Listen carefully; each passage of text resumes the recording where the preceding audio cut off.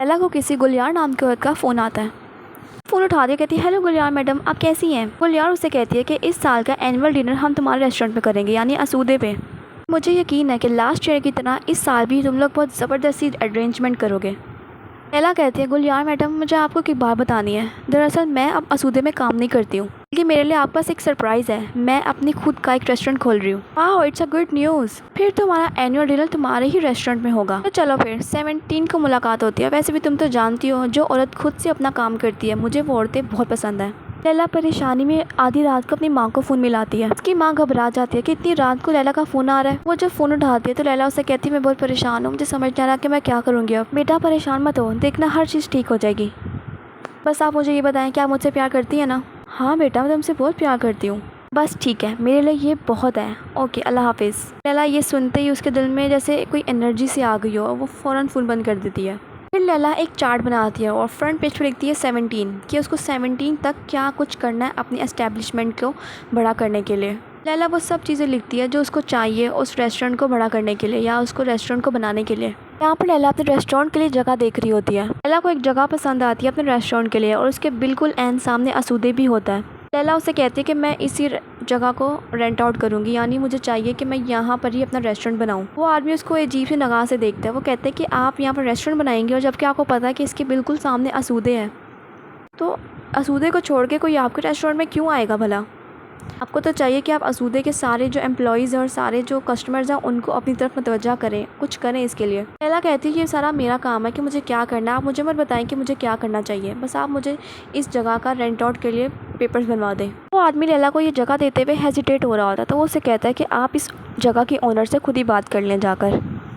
लैला कहती है ठीक है, और वैसे भी मुझे जो जगह चाहिए मुझे इन पैसों के अंदर अंदर ही चाहिए, क्योंकि मैं यही पैसे पे कर सकती हूँ, इससे ज़्यादा नहीं कर सकती हूँ। यहाँ पर लैला आई होती है उस ओनर के पास, लेकिन ये जो बंदा होता है ये अंदर नहीं जाता, बल्कि लैला से कहता है कि तुम खुद जाकर उनसे बात करो। पता नहीं वो ऐसा क्यों करता है, उसको बड़ी अजीब सी निगाह से देखता है लैला। लैला कहती है लेकिन क्यों, आप ही तो जाके बात करेंगे उनसे। वो आदमी कहता है नहीं, मैं अंदर नहीं जा सकता, मुझे बिल्लियों से एलर्जी है, इसलिए आप खुद जाएँ और जाके खुद बात कर लें, बाकी सब जो काम होगा मैं सब देख लूँगा। यहाँ पर लैला जब अंदर आती है तो इस घर में सिर्फ और सिर्फ बिल्लियाँ ही बिल्लियाँ होती हैं, चारों तरफ बिल्लियाँ होती हैं। ये औरत आकर बैठती है उसके पास और उससे कहती है कि हाँ लैला, तो बताओ तुम्हें मुझसे क्या काम है। मैंने सुना है कि तुम यहाँ पर एक रेस्टोरेंट बनवाना चाहती हो। तुम उसको छोड़ो, तुम ये बताओ कि तुम्हारे दिल में कोई है ना, कोई इंसान है तुम्हारे दिल में, यानी मैं जानती हूँ, शक्ल से पता लग रहा है। लैला कहती है क्या मतलब, मैं समझी नहीं आपका। तुम अपने नाकाम प्यार को अपने अंदर ही दबा के रखा हुआ है, तुम्हें चाहिए कि तुम उसको बाहर निकालो और अपनी ज़िंदगी को खुलकर जियो। लैला को कुछ समझ नहीं आ रही थी कि औरत बोल क्या रही है। वो लैला को एक बिल्ली पकड़वाती है और उससे कहती है कि तुम्हारे घर में कोई पेट है। लैला कहती है नहीं, मेरे पास इतना टाइम ही नहीं होता कि मैं इनकी देखभाल कर सकूँ। वो औरत लैला को बिल्ली पकड़ाती है और उससे कहती है इसको घर ले जाओ और इसका खूब ख्याल रखना। हमारे पास भी तो कोई होना चाहिए ना, जिससे तुम अपना दुख दर्द शेयर कर सको, उसको गले लगा कर रो सको। कोई तो होना चाहिए ना, तो तुम ये मेरी बिल्ली को अपने साथ ले जाओ। फिर वो लैला से कहती है आखिर तुम अपने रेस्टोरेंट का नाम क्या रख रही हो, यानी अगर आपको मेरे रेस्टोरेंट का नाम अच्छा लगा तभी आप मुझे अपनी जगह रेंट आउट करने के लिए देंगी। वैसे भी मैं ऐसी जगह पर हूँ कि मैं इस चीज़ का डिसीजन ले सकती हूँ, और वो भी अपने मूड के मुताबिक, इसलिए मुझे अपनी जगह का नाम बताओ। लैला सोच में पड़ जाती है और सोच का जवाब देती है लुजूरिया। वो कहती है इसका मतलब, वो कहती है हाँ हाँ मुझे पता है सारा। और वो औरत कहती है हाँ ठीक है, तुम ये जगह रेंट आउट के लिए ले सकती हो। लैला ये सुन के बहुत खुश हो जाती है, क्योंकि उसका सबसे बड़ा काम एक जगह ढूंढना वो पूरा हो चुका है। अब बस छोटे मोटे काम रह गए जो उसको अपना रेस्टोरेंट बनाने के लिए करने पड़ेंगे। फिर यहाँ पर दिखाते लैला वापस अपने घर पर आ जाती है और वो ज़रूरत के मुताबिक अपनी हर चीज़ अपने बैग में डाल लेती है और फिर दोबारा वो जा रही होती है। फिर मुड़ती है, उसको कुछ याद आता है। वो इस आदमी के पास आती है, उससे कुछ कहती है कि मुझे बहुत ज़रूरी है काम है, क्या अगर हो सके तो आप मेरा काम कर सकते हैं, और सीन को काट देते हैं। और फिर दिखाते हैं कि लैला ने उस आदमी से उसकी गाड़ी मांगी होती है। अब लैला इस गाड़ी में हर उस औरत के पास जाएगी जो उसको अपने रेस्टोरेंट के लिए चीज़ें सप्लाई कर सकते हैं।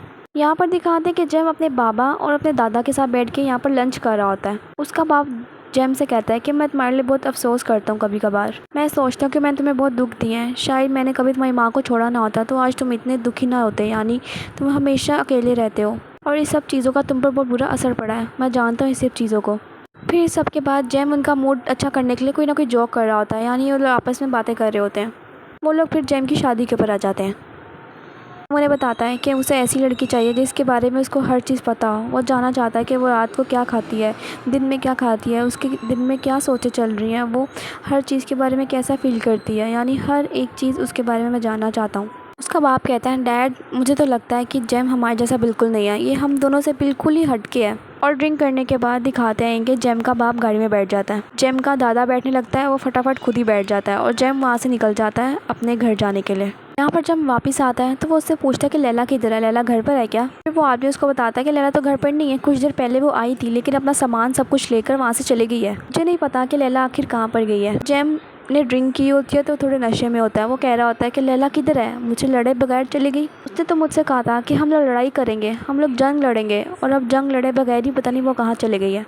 जेम रेस्टोरेंट आता है लैला का पता करने के लिए, लेकिन लैला वहाँ पर भी नहीं होती है। जेम फिर सब सोचता है कि मैं क्या करूँ। फिर वो एकदम सिकंदर को देखता है। वो सिकंदर के पास जाता है और उससे पूछता है कि तुम्हें पता है कि लैला किधर है। वो उससे कहता है कि लैला तो यहाँ पर नहीं है, और वैसे भी लैला हमेशा ऐसी ही करती है, जब उसको चीज़ें ठीक नहीं लगती वो हमेशा अंडरग्राउंड हो जाती है और फिर बाद में खुद वापस आ जाती है। तुम फिक्र मत करो, वो वापस आ जाएगी। जेम कहता है कि लेकिन इस बार मामला ख़राब है, तुम पता करो कि वो कहाँ पर है। सिकंदर कहता है कि जब भी लैला का दिमाग में कोई ना कोई बात चल रही होती है वो एक औरत के पास जाती है हमेशा। मैं उसको फ़ोन करके देखता हूँ, उस सप्लायर को जिसके पास वो हमेशा जाती है, क्या वहाँ पर वो है या नहीं। अंदर उसको फ़ोन करके पता करता है और उसको ये बात पता लगती है कि लैला अब अपना रेस्टोरेंट नया खोलने वाली है और वो अब उन सप्लायर्स के पास गई है जो उसको रेस्टोरेंट के लिए सप्लाई कर सकती हैं सारे इंग्रेडिएंट्स।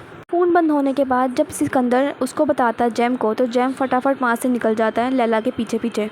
यहाँ पर दिखाते हैं वो दोनों एक ही मंजिल की तरफ जा रहे होते हैं। लैला की गाड़ी बहुत पुरानी और खटारा है और बिल्कुल उसी तरह ही चल रही होती है, यानी स्लो स्लो।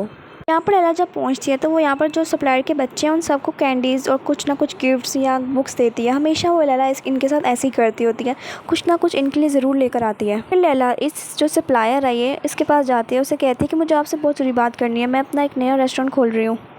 वो आदमी उसे कहते हैं कि आज तो हर कोई बड़े बड़े लोग हमारे घर पर आ रहे हैं। लैला गाड़ी देखती है बाहर, पर उसको समझ नहीं आती कि गाड़ी किसकी है। लैला इस बात को इग्नोर कर देती है।